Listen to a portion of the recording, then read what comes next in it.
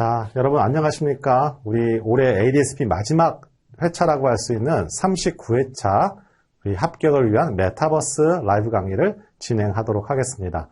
저는 2시간 동안 여러분과 함께 강의를 진행할 김계철 강사입니다. 여러분 만나뵙게 돼서 반갑습니다. 자, 먼저 우리 강의를 진행하기에 앞서서 먼저 제 오디오 상태 확인해 보도록 합니다. 제 목소리 잘 들리시면 채팅창에 1번 채팅 올려주도록 합니다. 자, 채팅창에 제 목소리 잘 들리시면 채팅창에 1번 올려주시면 감사하겠습니다. 네, 감사합니다.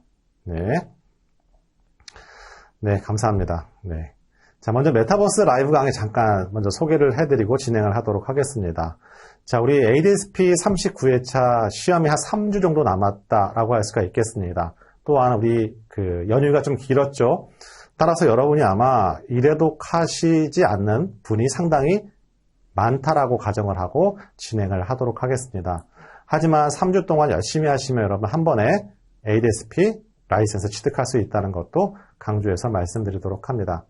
자, 오늘 진행하는 메타버스 라이브 강의는 우리 1년에 ADSP가 4번 있기 때문에 4회 실시한다라고 할 수가 있고 시험을 임박해서 한 3주 전에 실시하는 예상 포인트를 잡아주는 강의라고 할 수가 있겠습니다. 우리 그동안의 메타버스 라이브 강의를 진행하면서 상당한 적중률을 객관적으로 보여줬고 여러분이 오늘 강의 열심히 임하시게 되면 이 역시 여러분 39회차 문제에 똑같은 형태로 출제될 가능성이 높다는 점도 강조해서 말씀을 드리도록 합니다. 자, 우리 1과목, 2과목을 우리 1교시에 진행하도록 하고 10분 쉬었다가 3과목은 두 번째 차 시에 진행하는 형태로 강의를 진행하도록 하겠습니다. 자, 첫 번째 데이터 이해 파트라고 할 수가 있는데요. 우리는 38회차 관련된 해설 강의를 먼저 설명드리도록 하고 38회 때 출제됐던 포인트를 중심으로 해서 39회 때 어떤 출제 형태가 나오게 될 것인지 출제가 될 것인지를 확인하는 과정들을 진행한다라고 할 수가 있겠습니다. 자, 첫 번째 우리 문제에서는 데이터 크기를 물어보는 문제였습니다.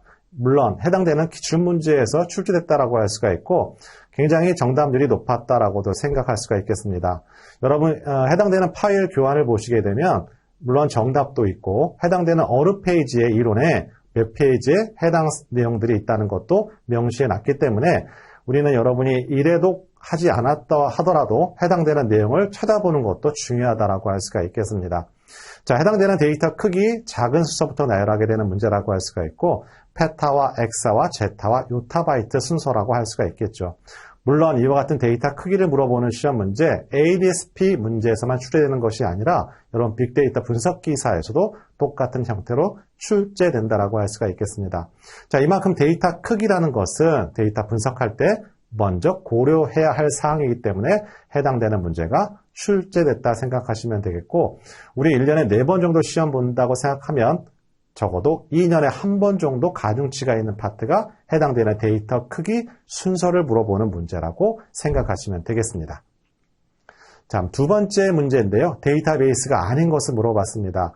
자, 새로운 유형의 문제라고 할 수가 있고 그전에는 이와 같은 유형의 문제가 출제되지 않았습니다. 해당되는 보기는 태블러가 있었고 그의 태블러가 정답이었다고 할 수가 있는데요. 우리 온라인 강의에서는 제가 태블러를 잠깐 말씀드렸습니다. 우리 1과목에서 기업 내부 데이터베이스 솔루션 7가지가 중요 출제 포인트인데 그 중에 BI가 있습니다. BI의 대표적인 도구가 바로 태블러라는 도구라고 할 수가 있겠죠. 나머지 보기에 관련된 것들은 데이터베이스 또는 DBMS가 등장했다라고 할 수가 있고 일반적으로 물론 데이터베이스와 DBMS는 엄연히 다른 용어지만 이 통칭을 해서 우리는 데이터베이스 시스템이라고 한다 할 수가 있겠습니다. 즉 해당되는 데이터베이스 시스템과 또 다른 BI를 구분하는 출제 포인트를 갖고 있는 것이 두 번째 문항이라고 할 수가 있고 여러분 정답률이 제가 생각하건대 상당히 떨어졌을 거라고 생각하는 문제가 바로 두 번째 문항이라고 할 수가 있겠습니다. 여러분 채팅창 항상 열려 있으니까요. 중간중간에 여러분 의견 보내주시면 제가 강의하는 도중에 실시간으로 답변 가능한 것이 있다면 답변 드리도록 합니다. 자, 여러분 진행 속도랑 제 오디오 상황 확인해 보도록 합니다. 괜찮으시면 채팅창에 1번 올려주시고 아니면 여러분 의견 보내주시면 감사하겠습니다. 네, 감사합니다. 자, 여러분 3주 동안 열심히 하시면 합격하고도 한참 남습니다. 자, 우리 3번 문항 보도록 할게요. 자, 3번 문항은 이미 출제됐던 기출문제에서 출제됐다라고 할 수가 있겠습니다. 즉, 가와 나는 메타데이터와 인덱스를 의미하는 용어 설명이라고 할 수가 있겠죠. 똑같은 문제, 우리 문제 요약편에서 우리 123페이지에 보시면 문제 7번과 동일한 형태라고 할 수가 있겠습니다. 자, 우리는 빅데이터, 대용량 데이터에서 빠르게 검색을 해야 해요. 그때 필요한 개념이 필요한데 그것이 바로 메타데이터와 인덱스라고 할 수가 있겠죠. 이렇듯 우리 시험은 기본 용어를 물어보는 문제가 출제 가중치가 높다라고 할 수가 있겠습니다. 자, 여러분 내가 수업 해당되는 문제풀이 해설 강의를 진행을 하면서 관련된 문제, 기출문제에서 출제가 됐습니다 라고 하면 별도로 명시해 드리도록 하고, 새로운 유형의 문제라고 하면 새로운 유형의 문제라고도 말씀드린다고 할 수가 있겠습니다. 자, 4번 문항에서는 빅데이터 활용 3요소가 출제가 됐습니다. 이미 한번 출제가 됐던 문제고, 물론 한 3년 주기로 출제되는 포인트를 갖고 있는 것이 빅데이터 활용 3요소라고 할 수가 있겠죠. 밑에 나와 있는 것처럼 빅데이터 활용 3요소는 데이터와 기술, 인력이라고 할 수가 있는데 해당되는 프로세스가 틀린 오답 보기로 출제됐다라고 할 수가 있겠어요. 자, 이와 같은 4번 문항은 절대 틀려서는 안 되는 문항이고, 하지만 여러분 1과목, 2과목 이런 요소를 물어보는 문제가 따로 편성이 되어 있기 때문에 이 부분들은 여러분 시험에 임박하셔서 다시 한번 더블 체킹하는 거 필요하다는 말씀 강조해서 말씀드리도록 합니다. 자, 5번은 늘상 나왔던 출제 문제, 기출 문제라고 할 수가 있겠습니다. 자, 데이터 사이언티스트의 역량은 크게 하드 스킬과 소프트 스킬 구분할 수가 있는데 우리 시험 문제 출제 포인트는 소프트 스킬에 있습니다. 세 가지 소프트 스킬을 기억하고 있느냐, 못하고 있느냐 문제라고 할 수가 있고, 해당되는 통찰력 있는 분석, 설득력 있는 전달, 협력 및 다 모두 다 소프트 스킬이고, 해당되는 빅데이터 이론 지식은 하드 스킬이라고 할 수가 있겠습니다. 절대 틀려서는 안 됩니다. 그죠? 다음 6번 문제, 데이터베이스의 일반적인 특징이라고 할 수가 있는데 출제 유형이 약간 변화되고 있습니다. 물론 이 해당되는 6번 문항도 기존 기출문제에서 크게 벗어남이 없다라고 할 수가 있는데, 우린 과거에는 단순하게 데이터베이스의 특징 4가지 또는 DW, 데이터 웨어하우스 특징 4가지를 물어봤다 한다면, 요즘 출제되는 유형이라고 한다면 각각 데이터베이스의 4가지 특성에 관련돼서 세부적인 특징을 물어본다라고 할 수가 있겠습니다. 자, 여기서 보시면 데이터 통합성이라는 것은 데이터가 중복됨을 의미한다라고 오답 보기 출제가 됐다라고 할 수가 있듯이, 앞으로 우리 시험 문제에서는 각각 특성별로 올바른 해석을 하는 문제가 출제된다, 예상해 보면 된다라고 할 수가 있겠습니다. 또한 바꿔서 얘기한다면 이와 같은 데이터베이스 특성 또는 데이터 웨어하우스의 특성 관련해서 단답형으로도 출제될 가능성이 있다는 것도 여러분 꼭 기억하셔야 되고 준비하셔야 된다는 것도 말씀드리도록 합니다. 자, 7번은 빅데이터 위기 요인 3가지와 관련된 부분이 출제가 됐다라고 할 수가 있겠습니다. 당연히 빅데이터 위기 요인 첫 번째 사생활 침해가 있고, 두 번째는 책임 원칙의 훼손이 있고, 세 번째는 데이터 오용이 있습니다. 그죠? 자, 이와 같은 문제, 이 3가지를 벗어나는 4번째 문제가 바로 익명화라고 할 수가 있겠죠. 자, 익명화는 또 여러분이 알고 계셔야 될 포인트가 뭐가 있다? 자, 사생활 침해에 관련된 이걸 방지하기 위한 방법 중에 하나가 익명화라는 단어가 등장한다라고 할 수가 있겠습니다. 자, 이렇듯 빅데이터 위기 요인과 통제 방안은 무조건 출제 가중치를 갖고 있는 포인트라고 할 수가 있겠습니다. 따라서 39회 때는 빅데이터 위기 요인을 물어볼 수도 있겠지만 이거에 관련된 통제 방안을 연결하는 문제가 출제될 가능성이 상당히 높다라고 할 수가 있겠죠. 자, 8번 문항 보도록 합니다. 자, 8번 문항 기존에 나왔던 출제 포인트에서 크게 벗어남이 없고, 단 하나 출제 유형이 바뀌었다고 한다면 사례를 들어서 4가지 본질적인 변화가 만나를 출제되었다라고 할 수가 있겠습니다. 우리 교원에 보시면 하단에 빅데이터가 만들어낸 본질적인 변화, 우린 과거에는 단순하게 사전 사후, 표본 전수, 질보다 양, 인구화에서 상관관계만 물어봤다면 우리 해당되는 케이스별 수능 형태로 보여지게 되면서 이와 같은 사례를 통해서 이와 같은 본질적인 변화가 오답인지 또는 정답인지를 고르는 형태가 유형이 바뀌었다라고 할 수가 있겠죠. 자, 나와 같은 것은 표본 샘플링 기법, 표본 추출이 발달된 것이 아니라 전수조사로 바뀌어야 되는 것이고, 라 같은 경우에는 인과관계에 더 집중하는 것이 아니라 상관관계로 바꿔야 될, 키워드가 바뀌어야 할 문제폭이라고 할 수가 있겠습니다. 자, 9번 우리 기업 내부 데이터베이스 솔루션 7가지 무조건 출제가 된다. 그 중에서 어떤 것이 출제가 될지 모르겠지만 OLTP, OLAP, CRM, SCM, ERP, BI, BA는 반드시 출제 포인트를 갖고 있습니다. 자, 우리 9번에서는 SCM이 출제가 됐으니까 SCM은 제외하고 나머지 것들이 출제될 가능성이 있고, 우리 순번호로 따지자면 주기성을 갖고 있다면 ERP 아니면 CRM이 나올 가능성이 상당히 높은 포인트를 갖고 있는 것이 9번 단답형 문항이라고 할 수가 있겠습니다. 자, 10번 우리 DIKW 계층적 피라미드 구조에 관련된 부분이라고 할 수가 있겠죠. 절대 틀려서 안 되는 문항이라고 할 수가 있겠습니다. 그럼 우리 그동안에 나왔던 38회에 나왔던 출제 유형을 보게 되면, 자, 거꾸로 올라가 볼게요.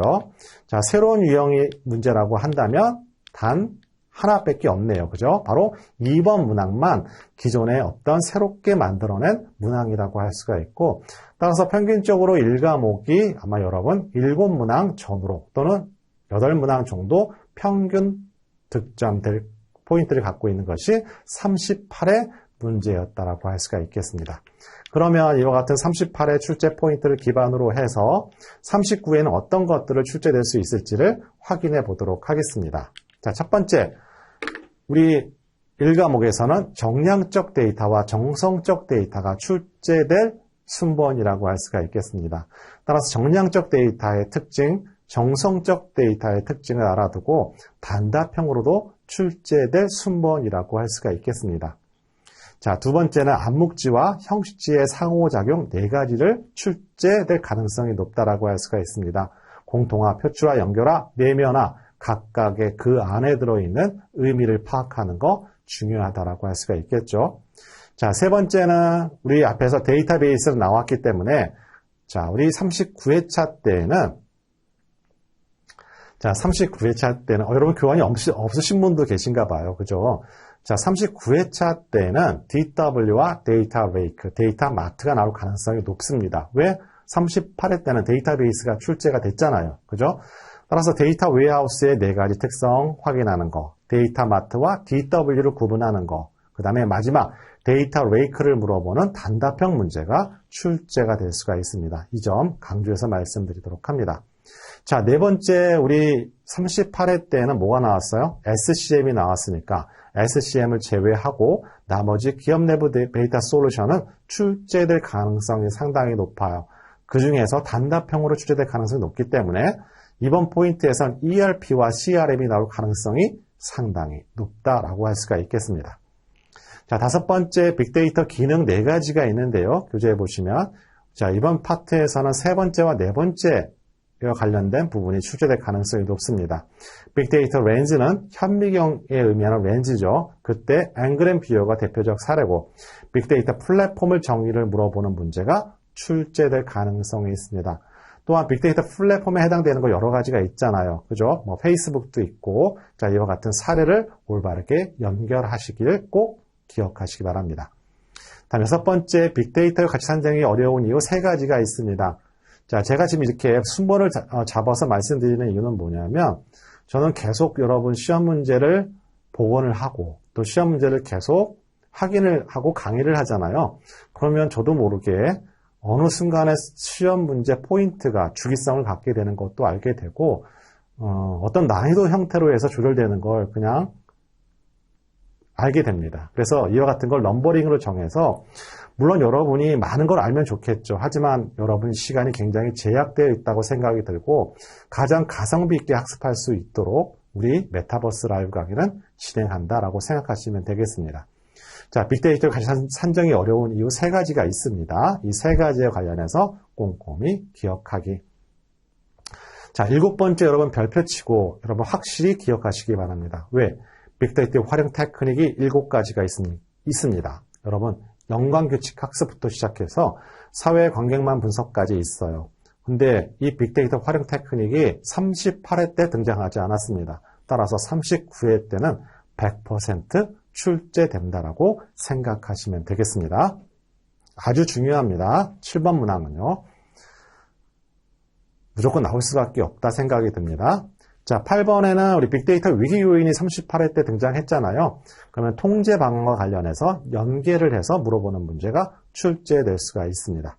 다음 넘버링 9번에 보시면 데이터 3법이 있습니다. 데이터 3법이 무엇이고 이와 같은 데이터 비식별화 기술, 가명 처리에서부터 데이터 마스킹까지 9번 역시 강력한 출제 가중치를 갖고 있는 39회차 포인트라고 할 수가 있겠습니다. 자, 7번과 9번은 확실하게 확인 부탁드리도록 합니다. 자, 10번 문항에서는 데이터 사이언티스트 역량을 38회 때 등장했다면 39회차 때에서는 데이터 사이언스 계열의 문제가 출제될 가능성이 높습니다.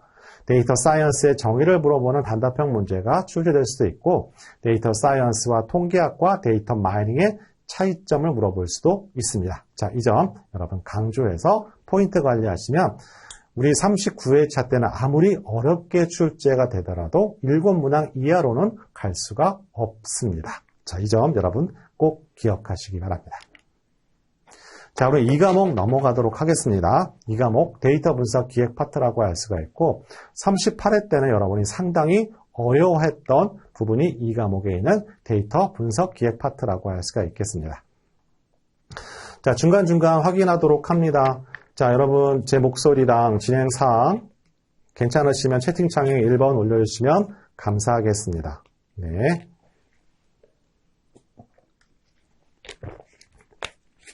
이번 강의는 연휴에 이어서 진행하기 때문에 과거에 비해서 홍보도 약간 적었던 것 같고 하지만 여러분 이 시간에 저랑 같이 수업을 하고 여러분 필기를 한다는 것 자체가 여러분 가장 빨리 이번 차시에 ADSB를 합격할 수 있는 방법이라고 자신 있게 말씀드리도록 합니다. 자, 여러분 꼼꼼하게 우리 오늘 여러분 교환을 받으시면 그 안에다 가능하다면 모든 내용들을 그 페이지에 이렇게 메모하는 것도 중요합니다. 자, 우리 시험도 마찬가지고 빅보기 과정도 마찬가지고 다른 과정도 마찬가지인데요. 오늘 축구하죠, 그죠? 빨리 끝나고 축구 봐야겠네요, 그죠? 자, 그런 과정도 마찬가지인데요. 회독을 많이 하는 게 중요합니다. 기본 개념 간략하게 정리하고 회독 많이 하고 이제 나머지는 기출문제로 돌리시면 자, 우리 시험은 떨어지기도 힘든 시험인데 아무래도 여러분이 시간적인 제약이 있다 보니까 학습 시간이 떨어지게 되면 아무리 여러분 해당되는 전공자라도 여러분 떨어질 수가 있어요. 그래서 이 점 다시 한번 강조해서 말씀드리도록 하고 오늘서부터 열심히 여러분 하시면 여러분 충분하다라고 할 수가 있겠습니다. 자, 우리 이 과목 진행하도록 합니다. 첫 번째 데이터 분석 조직 구조에 관련된 질문 1번이 출제가 됐습니다. 우리 크게 기능 구조도 있고 집중 구조도 있고 분산 구조도 있잖아요. 각각의 특징을 물어보는 형태가 계속 출제가 되고 있습니다. 근데 이와 같은 분석 조직 구조에 대한 문제가 37회, 36회 때 계속 출제가 됐어요. 자, 그런데 38회 때 또 출제된 걸 보면 39회 때는 약간 가중치가 떨어지지 않을까 생각이 듭니다. 왜냐하면 나올 건 다 나왔거든요. 똑같은 문제가 같은 23년도에 연차로 나오게 되면 합격률이 거의 5%까지 올라가게 됩니다. 그래서 문제를 출제하는 사람들은 항상 이런 것들을 생각을 해두고 염두에 두고 진행한다라고 할 수가 있지만 그래도 우리는 분석 조직 구조, 크게 기능 구조, 집중 구조, 분산 구조, 특징점 구별하기 이렇게 포인트를 구분하시면 되겠습니다. 자, 두 번째는 하향식 접근 방식의 비즈니스 기반 문제 탐색이에요. 우리 앞에 1번은 기출문제에 있습니다. 너무나 많이 출제했던 형태예요. 자, 두 번째도 기출문제에 있던 내용이에요. 하향식 접근 방식은 반드시 출제 포인트를 한 문제를 배당받고 있는데 그 형태가 프로세스 순서를 물어보는 문제일 수도 있고 각 파트별로 세부적인 내용을 물어볼 수도 있습니다. 그런데 우리 38회 때는 뭐가 나왔냐면 문제 탐색 중에 비즈니스 기반 탐색에 관련된 5개 영역을 물어봤다라고 할 수가 있겠습니다. 하단에 보시면 업무와 제품, 고객과 규제와 감사, 지원 인프라가 5개 블록 영역인데 해당되지 않는 거 혁신으로 오답 보기가 출제됐다라고 할 수가 있겠습니다. 역시 이 문제, 기출 문제에서 크게 벗어나지 않고 동일한 문제도 있습니다. 자, 세 번째는 약간 그 기존에 있던 문제를 약간 개념을 틀어서 출제된 포인트를 갖고 있습니다. 우리 분석과제 우선순위 선정 매트릭스가 있습니다. X축은 우리 뭐였죠? X축은 난이도와 우리 시급성과 난이도, X축은 시급성, Y축은 난이도를 가지고 우리 포트폴리오 4분면 분석을 통해서 분석순위 우선 과제를 선정한다라고 할 수가 있겠죠. 그런데 오답 보기를 보게 되면 시급성과 난이도가 모두 높을수록 분석 과제 우선순위가 높다라고 했습니다. 정확한 명칭은 시급성은 현재이고 난이도가 낮을 때 가장 분석 우선순위 과제가 높다라고 할 수 있는 표현이 올바른 표현이라고 할 수가 있겠습니다. 이렇게 정리하도록 합니다. 그런데 이렇게 그동안에 출제됐던 내용과 오답 보기가 다른 형태로 나왔다는 것이 바로 3번 문항이라고 할 수가 있겠어요. 따라서 해당되는 개념을 명확하게 구분하는 게 중요하고 아마 우리 이 과목 데이터 분석 기획 파트의 내용을 보게 되면 기출문제로 계속 반복으로 돌렸던 분들은 약간 오답률이 높았다라고도 할 수가 있겠습니다. 자, 4번 문항 보도록 할게요. 자, 4번 문항은 일반적인 내용인데 기존에 이와 같은 기출문제가 거의 없었어요. 그렇다 보니까 체감 난이도는 조금 더 올라갔다라고 생각이 듭니다. 자, 분석 기획이라는 거 하단에 교환해 있듯이 해당되는 정의가 등장했다라고 할 수가 있겠죠. 자, 분석 목적을 설정하고 데이터를 분석해서 의미 결과를 계획하는 거, 사전 계획하는 작업을 분석 기획이라고 할 수가 있겠습니다. 단 하나 좀 다른 점이 있다면 그동안의 분석 기획 시 고려사항 3가지가 있는데 오답 보기 고르는 형태에서 갑자기 옳은 것을 고르는 형태로 출제된 것이 약간 특이점이라고 생각하시면 되겠습니다. 자, 우리 5번 문항이 새로운 유형의 문제라고 할 수가 있겠습니다. 우리 분석 활용 시나리오에 대한 설명으로 옳은 것을 물어봤습니다. 그래서 여러분이 처음 접하는 문제라고 생각하실 것 같아요. 하지만 해당되는 분석 활용 시나리오라는 것은 우리 빅본기 필기 파트에 별도로 우리 4과목에 편성이 되어 있는 파트라고 할 수가 있겠습니다. 자, 이렇듯 해당되는 파트의 영역들이 기존에 있는 ADS-B 문제에서 약간 뽑아내는데 한계를 느끼게 되니까 관련되어 있는 데이터 검정 시험의 문제 갖고 왔다라고 생각하시면 되겠죠. 따라서 여러분들 중에서 좀 더 공부, 빅분기나 다른 과정들을 하시게 될 경우에 염두에 두고 해당되는 내용 좀 더 자세하게 실었다라고 할 수가 있겠습니다. 자, 여기에 나와 있듯이 분석 활용 시나리오라는 것은요, 해당되는 데이터에 대해서 이해와 탐색을 반복적으로 수행해서 최종 결과가 어떻게 추가적인 인사이트를 확보하는 것이 바로 분석 활용 시나리오 목적이라고 할 수가 있고 아래 4가지가 바로 구체적인 분석 활용 시나리오의 개별적인 목적 방법이라고 할 수가 있겠습니다. 따라서 이와 같은 문제가 앞으로 출제될 가능성은 굉장히 낮지만 또 1년 있다가 또 새로운 난이도 조절을 위해서 출제될 가능성이 있어요. 따라서 저는 여러분이 이 과목의 5번 문제를 여러분 응시했다고 한다면 저는 이걸 득점했다라고 가정하지 않습니다. 새로운 유형의 문제다. 여러분 꼭 기억하시면 되겠고 분석 활용 시나리오가 어떤 개념인지를 알아두는 것이 포인트라고 생각하시면 되겠습니다. 자, 다음 6번째인데요. 6번째도 여러분한테 굉장히 새로 출제된 유형이라고 할 수가 있겠습니다. 그럼 벌써 이 과목에서는 5번 문항과 6번 문항 난이도가 확 올라갔어요. 따라서 이 과목에서 아마 실패를 봤던 학생이라면 5번, 6번 문항 오답률이 상당히 높았다라고 생각합니다. 그러면 우리 어떤 그 기업, 조직의 분석 수준을 평가할 때 필요한 진단 항목이 2가지가 있는데 분석 준비도와 분석 성숙도라고 할 수가 있겠습니다. 그러면 분석 성숙도라는 건 뭐냐면 조직의 업무 능력 및 조직의 역량을 평가하는 것이 분석 성숙도인 반면에 어떤 조직이 데이터를 분석해서 업무 및 의사결정에 활용하기 위한 준비가 되어 있는지를 점검하는 항목이 바로 분석 준비도라고 할 수가 있겠어요.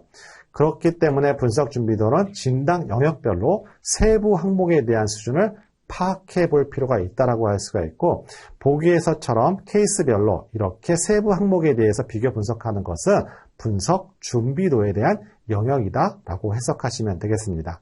그런데 이렇게 분석 준비도와 성숙도를 하게 되는 것은 궁극적으로 두 가지 목표가 있는데요.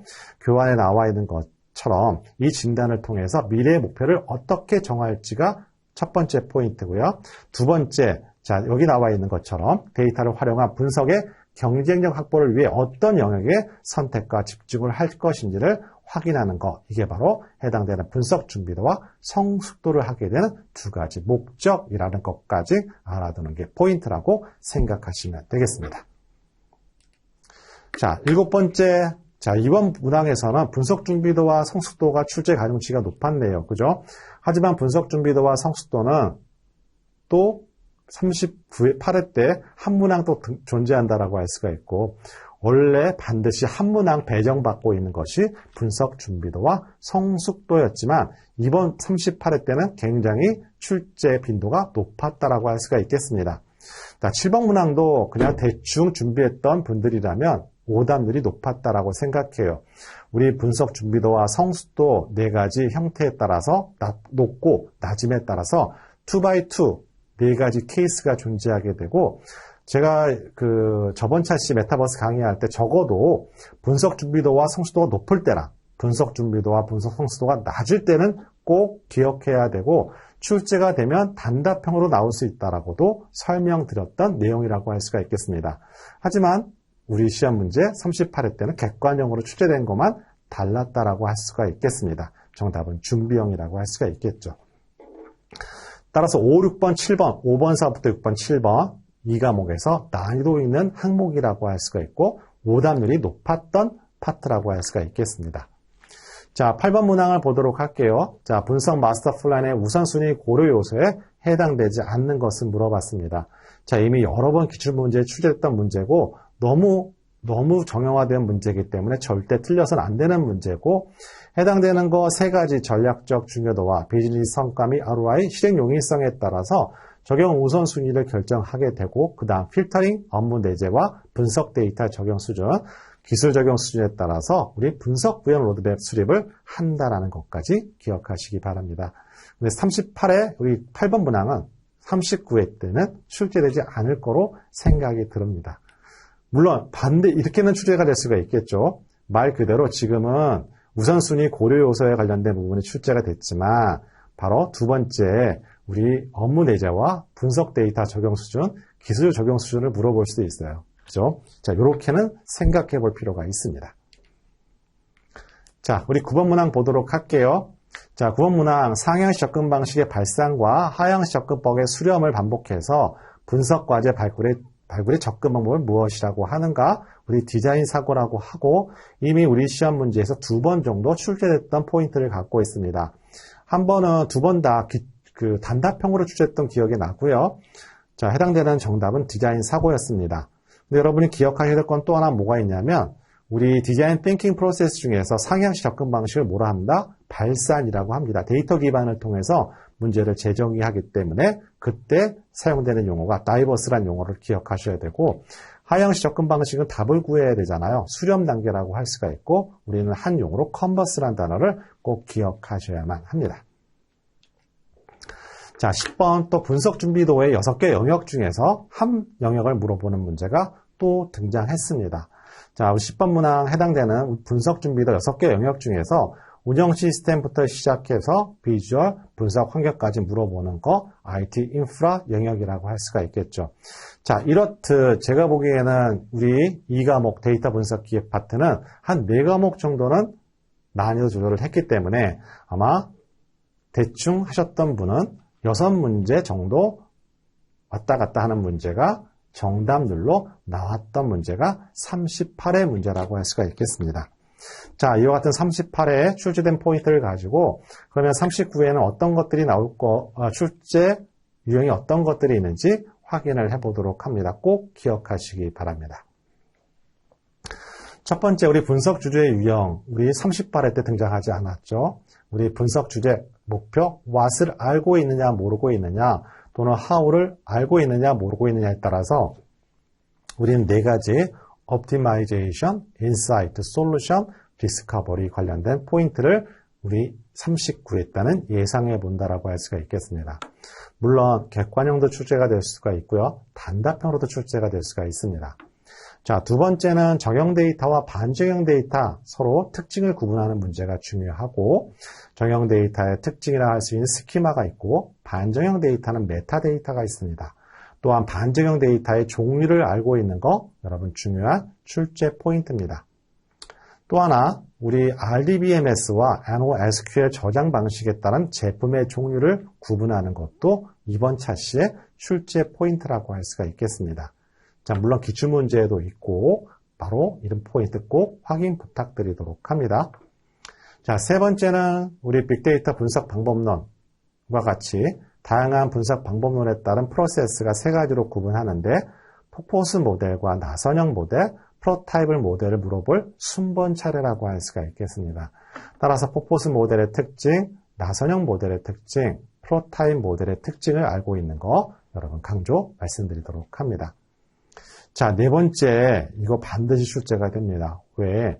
우리 앞에서 분석 방법론이 출제가 안 됐습니다.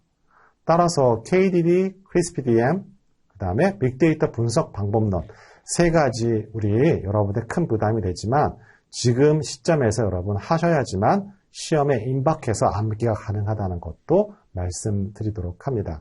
또 하나, 우리 빅데이터 분석 방법론에 뭐가 있냐면 중요한 스텝들이 있습니다. SOW가 있고 WBS가 있고 또는 위험 계획을 어떻게 대응해야 되는지 회피, 전이, 완화, 수용이라는 거 기억하셔야 되고요.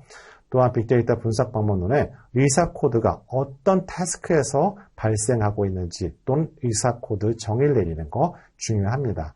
따라서 우리 39회서의 여러분 그 득점 사항은 넘버링 4번에 따라서 크게 좌우될 가능성이 많은 것이 39회차 출제 유형이라고 할 수가 있겠습니다. 자, 다음 5번 보도록 할게요. 자, 상향식 접근 방식과 하향식 접근 방식의 개념이 중요한데 우리 하향식은 일반적으로 문제 탐색 단계가 38회 때 등장했잖아요. 그죠? 그러면 순번 따지면 39회 때는 상향식 접근 방식의 순서를 물어보는 프로세스 순서를 물어보는 문제가 출제가 될 수도 있고 또한 하향 접근 방식에서 세부적인 내용들이 있는데요. 자, 하향 접근 방식에서 문제 탐색에 있어서 중요한 오답 보기 형태가 출제가 되는데 세부적인 구현 및 솔루션에 중점을 두는 것이 아니라 어떤 가치에 중점을 두는 것이 올바른 보기입니다. 그런데 만약에 오답 보기에서 어떻게 나온다? 구현 및 솔루션에 중점을 둔다라고 하면 오답 보기고요. 두 번째, 하향식 접근 방식은 새로운 문제 탐색에 한계가 있는 거라고 할 수가 있겠습니다. 따라서 새로운 문제 탐색이랑 하향식 접근 방식은 절대 어울리면 안 돼요. 그죠? 자, 이와 같은 오답 보기가 출제될 가능성이 높아 보입니다. 다음 6번째는 분석 프로젝트는 5가지 추가 관리 사항이 있습니다. 5가지 관리 사항 중에서 마지막 5번째가 accuracy와 precision이라고 할 수가 있습니다. 아주 중요하고요. 39회 때 반드시 출제될 가능성이 높아요. accuracy와 정의와 precision의 정의를 내리는 거 중요하고 종종 질문하시는 분이 계시더라고요. 이거 우리 모형평가의 accuracy와 precision이 아닙니다. 우리 모델의 bias와 variance의 개념이에요. 따라서 accuracy와 precision, 올바른 정의를 내리는 거 중요하고 또한 일반적인 프로젝트 관리 방법 중에 시간에서 타임이 있습니다. 근데 이 타임은 타임 박싱 기법으로 운영이 된다라고 되어 있고 타임 박싱이라는 것은 철저한 통제도 아니고 일정한 관리를 안 하는 것도 아닙니다. 즉 아이터레이션 반복을 2번, 3번 하고 난 다음에 다음 단계 효율성이 가미된 시간 관리 개념이 타임 박싱이라는 거 여러분 꼭 기억하셔야 할 출제 포인트라고 할 수가 있겠죠. 자, 이렇게 이 과목 여러분 준비하시면 되고 마지막 자 7번째 포인트에 보시면 우리 해당되는 상향식과 하향식 접근 방식, 디자인 띵킹 방식을 통해서 우리는 분석 과제 거리들이 만들어지게 되는 것이죠. 그런데 이게 실제 분석 프로젝트에 투입하기 위해서는 뭐가 필요하다? 일정한 양식을 만드는 게 필요한데 그 양식이 바로 분석 과제 정의서입니다. 근데 분석 과제 정의서에 들어갈 항목들이 뭐가 있다고요? 여기 나와 있는 교환에 나와 있는 것처럼 뭐 분석 방법, 소스 데이터 여러 가지가 있습니다. 우리 시험 문제에서는요. 분석 과제 정의서에 들어가지 않을 항목하고 출제 포인트로 갖고 있을 수가 있습니다. 만약에 이것이 출제가 된다면 정답률은 상당히 떨어질 거라 생각이 듭니다. 다음 8번째인데요. 우리 시급성과 난이도에 관련된 건 계속 출제가 됐다라고 할 수가 있겠습니다. 또한 시급성과 난이도 개념을 내리는 것 중요하고요. 또 하나, 우리 이 관점에서 데이터 분석 체계는 교환에서 나와 있는 것처럼 우리 계속적인 반복을 하는 과정도 있고요. 순차적으로 반복하는 과정 등이 있어요.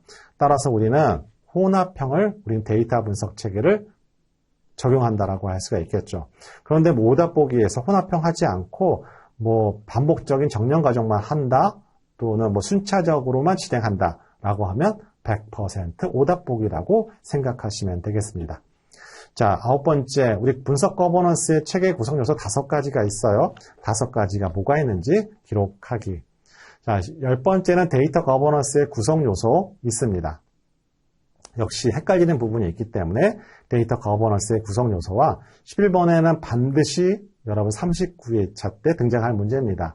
우리 데이터 거버넌스 체계 요소는 4가지가 있어요. 데이터 표준화부터 표준화 활동도 있고요. 데이터 저장소 관리도 있고 데이터 관리 체계 등이 있죠. 자, 11번 문항은 반드시 100% 출제가 될 겁니다. 특히 그것이 단답형으로 출제될 수도 있고 객관형으로 출제될 수 있느냐가 문제이지 39회에서는 이 문제가 벗어날 수가 없어요. 왜요? 원래 매회 나와야 되는데 38회 때 등장하지 않았어요. 어떤 누구가 보더라도 넘버링 11번 문제는 반드시 출제될 가능성이 높다라고 생각하시면 되겠습니다. 다음 12번 문제 분석 과제 관리 프로세스 수립이 있어요. 여러분 교재에 보시면 순서가 있거든요. 거기 분석 과제 관리 프로세스는 분석 발굴부터 시작해서 분석 모니터링까지 쭉 일련의 사이클이 있습니다. 그 순서를 알고 있는 거 마지막 여러분 난이도 조절하기 위한 부분이라고 할 수가 있겠죠. 자, 여러분 ADSP를 한 번에 합격하는 방법은 생각보다 좀 간단한데요. 일단 1, 2과목을 여러분 오늘 강의 끝나고 난 다음에 오늘 너무 피곤하니까 축구도 봐야 되고 하니까 일단 1, 2과목을 여러분 해당되는 교환에 깔끔하게 정리하도록 합니다. 물론 교재를 통해서 정리할 수도 있겠지만 우리는 반복 해독이 중요하기 때문에 해당되는 교환에다가 여러 가지 출제 포인트를 다 옮겨 놓도록 합니다. 그리고 지금은 기출문제를 풀지 않도록 합니다. 우리 일주일 동안에는 계속 1과목과 2과목 디테일한 부분을 계속 반복 해독을 구현하도록 하고 우리 일주일 이후에 그 다음부터 기출문제를 보는 거예요. 기출문제를 보면서 기존에 내가 요약했던 포인트에 없다면 거기다 출제 키워드를 옮겨 적도록 합니다. 어쨌든 간에 교환이 됐든 뭐가 됐든 간에 좀 더 압축시킬 수 있는 별도의 나만 만들어낼 수 있는 포인트, 요약 포인트를 갖고 있는 게 중요하다고 생각이 듭니다. 그 이유는 왜 그러냐면 여러분이 다 시간이 많은 편이 아니잖아요. 그죠? 그러다 보니까 회독이 떨어지게 되면 문제가 섞여서 나오면 이게 어느 위치에 있는 문제인지를 위치 감각을 상실하게 되고 그러면 알고 있는 내용들도 굉장히 혼동하게 됩니다. 그래서 이런 부분을 방지하기 위해서 가능하다면 더 압축시켜서 요약하는 걸 여러분한테 추천드린다라고 할 수가 있겠습니다. 자, 이렇게 정리하시면 우리 2과목은 전체적으로 여러분이 목표로 하고 있는 해당 문항, 저는 1과목 7문항, 2과목 7문항 여러분 틀림없이 득점한다라고 할 수가 있고 그게 선행이 되면 3과목에서 약간 편안하게 가신다라고 할 수가 있겠습니다.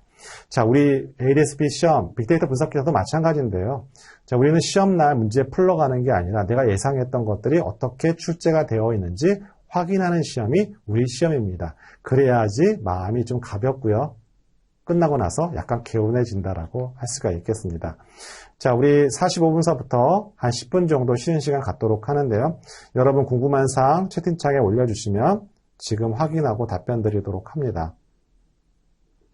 자, 여러분 진행 상황, 제 오디오 상황 괜찮으시면 1번 올려주시면 감사하겠습니다. 네, 3과목은 제가 설명드리도록 합니다. 예, 감사합니다. 자, 여러분 참 아시안 게임도 봐야 되는데 이 시간에 여러분 오신 거 정말 대단하시다 생각이 들고 저도 성심껏 최선을 다해서 마지막 1시간 동안 진행을 하도록 합니다. 자, 우리 10분 쉬었다가 우리 여러분 게임도 하고 상품도 주고 하니까 그죠? 여러분 다 받아가시기 바랍니다. 자, 우리 10분 쉬었다가 진행하도록 하고 아마 담당하시는 분이 또 게임 진행하실 겁니다. 저는 10분 있다 뵙도록 하겠습니다.